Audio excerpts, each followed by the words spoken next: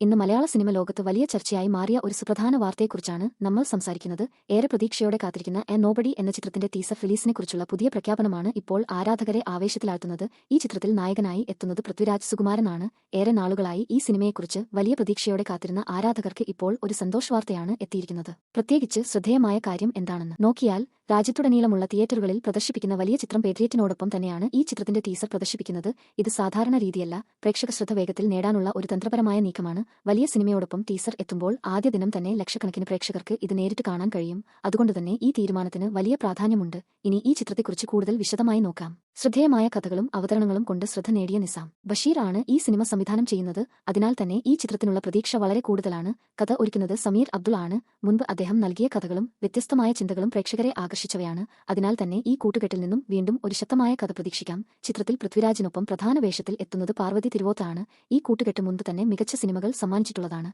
അതുകൊണ്ടുതന്നെ ഇവർ വീണ്ടും ഒന്നിക്കുന്നത് ആരാധകർക്ക് വലിയ സന്തോഷം നൽകുന്ന കാര്യമാണെന്ന് പറയാം. കൂടാതെ അശോകൻ, മധുപാൽ, ലുക്മാൻ അവറാൻ, വിനയ് ഫോർട്ട്, ഹക്കിം ഷാജഹാൻ, ഗണപതി തുടങ്ങിയ നിരവധി കഴിവുള്ള താരങ്ങളും ചിത്രത്തിൽ പ്രധാന വേഷങ്ങളിൽ എത്തുന്നുണ്ട്. ഇതിലൂടെ തന്നെ സിനിമയുടെ അഭിനേതാക്കളുടെ ശക്തി വ്യക്തമാകുന്നു. ഇനി ഈ സിനിമയുടെ പ്രമേയം നോക്കിയാൽ, സാമൂഹികവും രാഷ്ട്രീയവുമായ പശ്ചാത്തലത്തിൽ അല്പം ഗൗരവത്തോടൊപ്പം ഹാസ്യത്തിന്റെ സ്പർശവും ഉൾക്കൊള്ളുന്ന രീതിയിലാണ് ചിത്രം ഒരുക്കുന്നത്. മലയാള സിനിമയിൽ ഇത്തരം രീതിയിലുള്ള അവതരണം അപൂർവമാണ്. അതുകൊണ്ടുതന്നെ പ്രേക്ഷകർക്ക് ഒരു പുതിയ അനുഭവം നൽകാൻ ഈ സിനിമയ്ക്ക് കഴിയും. ഇന്നത്തെ പ്രേക്ഷകർക്ക് വ്യത്യസ്തമായ കഥകളും പുതുമയുള്ള അവതരണവും കൂടുതലായി ഇഷ്ടമാണ്. അതിനാൽ തന്നെ ഈ സിനിമയ്ക്ക് വലിയ സ്വീകരണം ലഭിക്കാനുള്ള സാധ്യതയുണ്ട്. ഇപ്പോൾ ടീസർ തിയേറ്ററുകളിൽ പ്രദർശിപ്പിക്കുന്നത് സിനിമയുടെ പ്രചാരണത്തിന് വലിയ പിന്തുണ നൽകും. പ്രത്യേകിച്ച് വലിയ സിനിമ കാണാൻ എത്തുന്ന പ്രേക്ഷകർക്ക് ഈ ടീസർ കാണാൻ കഴിയുന്നത് വലിയൊരു നേട്ടമാണ്. ഇത് സിനിമയുടെ പേരും കൗതുകവും കൂടുതൽ ആളുകളിലേക്ക് എത്തിക്കാൻ സഹായിക്കും. മലയാള സിനിമയിൽ ഇപ്പോൾ ഇത്തരം പ്രചാരണ രീതികൾ കൂടുതൽ പ്രചാരത്തിലാകുകയാണ്. കാരണം ഓരോ സിനിമയ്ക്കും പ്രേക്ഷക ശ്രദ്ധ നേടാൻ വ്യത്യസ്തമായ മാർഗ്ഗങ്ങൾ തേടേണ്ടി വരുന്നു. അതിനാൽ തന്നെ ഈ നീക്കം വളരെ ബുദ്ധിപരമായതാണ്. ഇനി ചിത്രത്തിന്റെ നിർമ്മാണത്തെക്കുറിച്ച് നോക്കിയാൽ, ശക്തമായ നിർമ്മാണ സംഘമാണ് ഈ സിനിമയ്ക്ക് പിന്നിൽ പ്രവർത്തിക്കുന്നത്. അതിനാൽ തന്നെ ദൃശ്യഭംഗിയും ശബ്ദ സംവിധാനവും എല്ലാം ഉയർന്ന നിലവാരത്തിൽ ആയിരിക്കും എന്ന് പ്രതീക്ഷിക്കാം. പൃഥ്വിരാജ് സുകുമാരന്റെ കരിയറിൽ തന്നെ ഈ ചിത്രം ഒരു പ്രധാനപ്പെട്ട സ്ഥാനമെടുക്കാൻ സാധ്യതയുണ്ട്.